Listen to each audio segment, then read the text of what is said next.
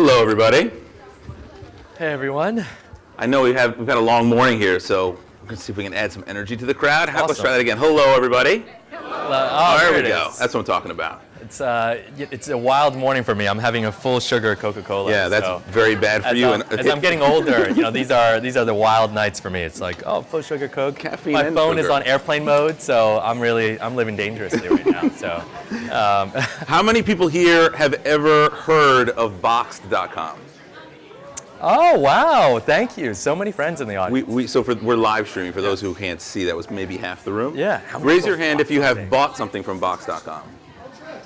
Still not bad, But I That's think good salesmanship. Yeah, the interesting thing is you guys are probably all customers. In fact, I know you guys are all customers. You guys just don't know it.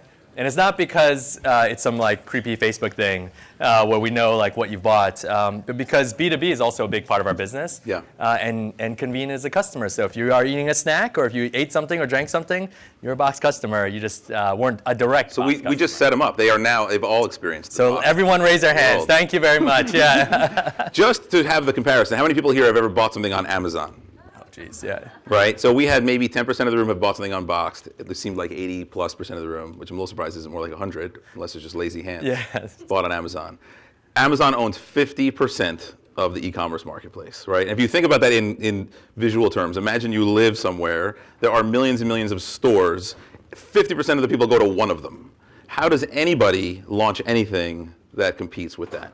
I think there's a fine line between hubris and being naive. It's called being an entrepreneur. Yeah, and that's being an entrepreneur, is knowing that fine line. So, when we started in 2013 in a garage in New Jersey, it's probably a little bit more being naive than being full of hubris. Yeah.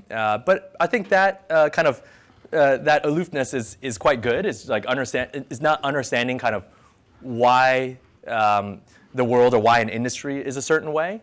For us, we couldn't understand why Amazon didn't really sell the big bulky packs. If you were stocking up for like a big party or if you were buying stuff for your office pantry, why didn't they really sell too much of the big stuff? But later on, we found out all the different reasons, whether it's from profitability or whether it's simply from trade classes where, when you walk into a Costco or Sam's Club, the pack sizes that they carry are vastly different than what you would carry, what you're allowed to carry as a Dollar General or even as a Target. And so those were the things that we didn't know early on, but we found out in a lucky way. You guys launched in 2013, right? 2013 in a garage in suburban New Jersey where the kids in the neighborhood started avoiding the garage because it would be open and the parents would be like, oh, that's the scary dude selling toilet paper from his garage. So I swear to gosh, I saw kids like when they came off the bus stop, they would like do this, cross the street, walk past my house, and then cross the street back. Are you suggesting that New Jersey has some reputation for shady characters? Well, starting things at a garage in Jersey, you're either going to be Bon Jovi or Box. So it's one or the other. So we ended up selling toilet paper. So. How many people here are from New Jersey, by the way? I know we invited some people in. There you Nice. go. There you go. Way to represent. Yep. Way to be proud about that. Usually a lot of people are like, I know, right? in like Silicon Valley, if we were in Palo Alto, people would be like, New Jersey, oh yeah, another life. I think I've heard of it. How much was timing a factor in your ability to get this business to where it is today? And start that with, give people a sense of, especially for those who are unaware, what is your top line revenue at this point? So our top line revenue, the things that we publicly disclose is like we actually sold hundreds of millions of dollars worth of stuff now. So It's been a pretty wild ride since $40,000 in sales, our first year in business. But timing was everything. I think at the end of the day, there's a lot of smart people, but a lot of times you just don't get lucky enough to ride the wave. And so in 2013, when we started off, what we thought was a disadvantage because no one wanted to fund e-commerce in 2013.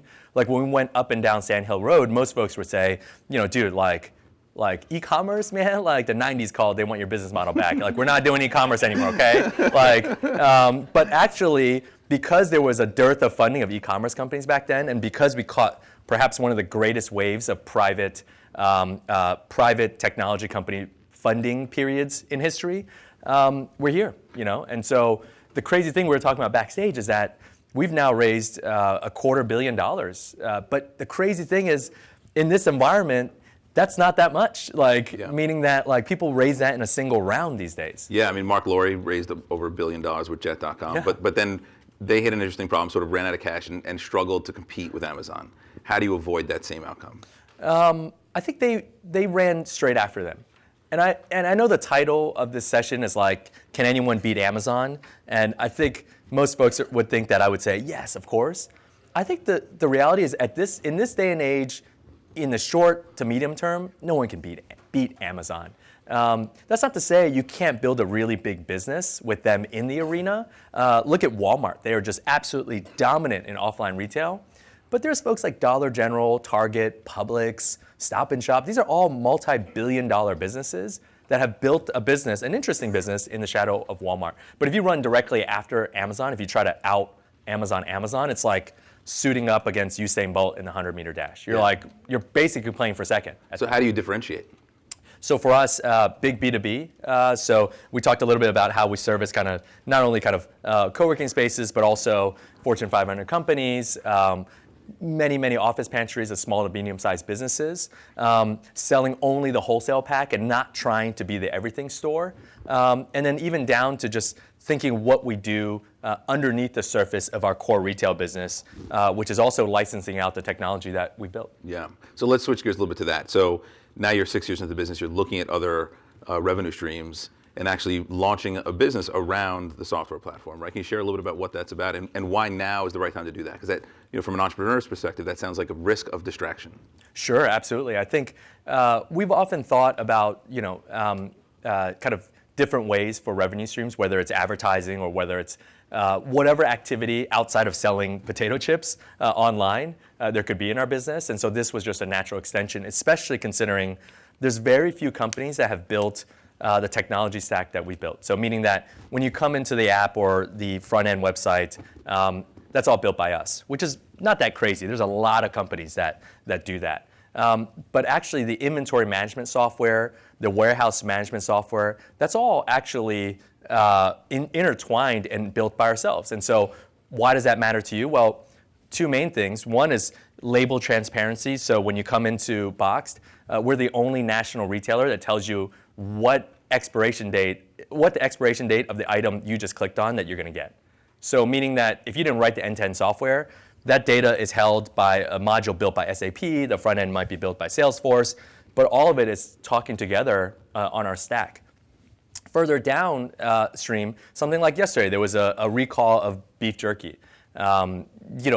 If your stack is not talking to each other, you don't really know which lots were sent out to which person, let alone physical stores. You're just like, good luck. Hopefully you read the paper that there was a recall, bring it back for a refund.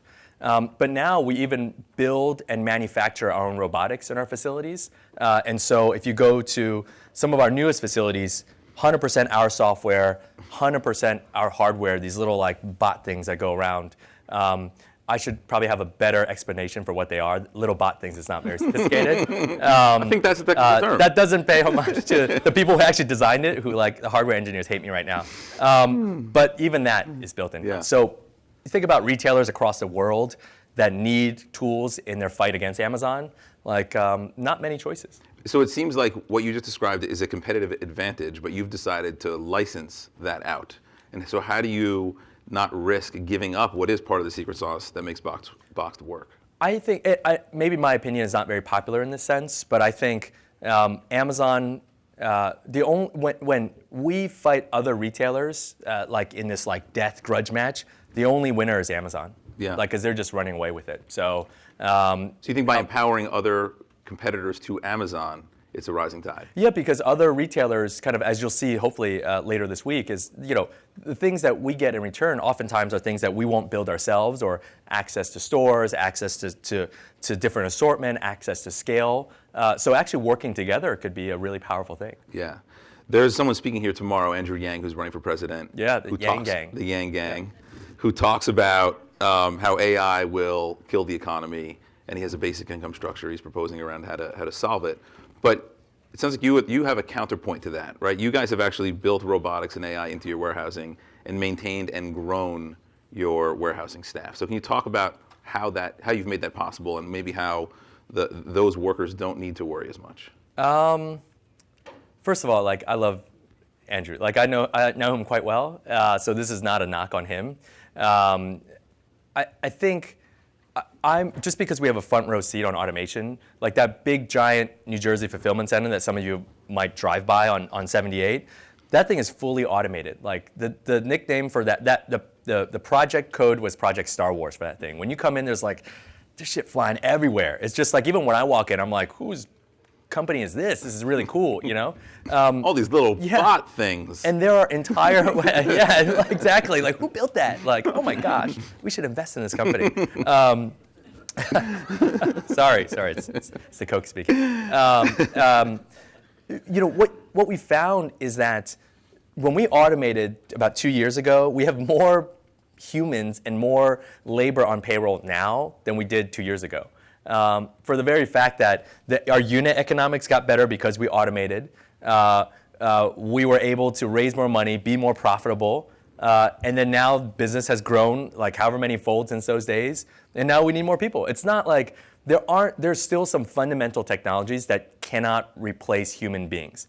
Some of those fundamental technologies are, say, the hand. The dexterity of the human hand compared with the vision and the intelligence of how to pick up certain things has not been replicated in a meaningful way anywhere in the world. So you see these little toys that are like, oh, like these little like Emperor Palpatine looking suction cup things that like pick things up, but those things like when you're doing millions and millions of orders like a month, there's not enough speed and scale for that just yet. So what I'm saying though is that throughout the history of time, there's been automation. Whether it's farm equipment, whether it's ATMs, the rise of automation often happens in a curve in which human beings adapt. Like there's less people coming out of college saying, I want to be a farmer, because a lot of farming has been automated. So guess what? The next generation of would-be farmers, they go to other jobs. And so I would say if fulfillment center workers and kind of truck drivers, if those industries get fully automated, they're probably the next generation of people coming out of school probably won't be truck drivers and fulfillment center workers. If the economy grows, they'll go do something else. Now, the only risk to that is if it automates in a way that outpaces how fast humans can adapt. So meaning that if someone invented tomorrow a perfect dexterous hand that could do everything we could do, we're all effed. Like you run the other way because like there's going to be a lot of unemployed people. Yeah. If self-driving trucks were here tomorrow, I mean like fully safe and ready, we'd be in trouble. But I don't know. I don't think it happens that quickly. Yeah. What keeps you up at night? If I have too much caffeine. When you think about the business and its future, what worries you in the evening?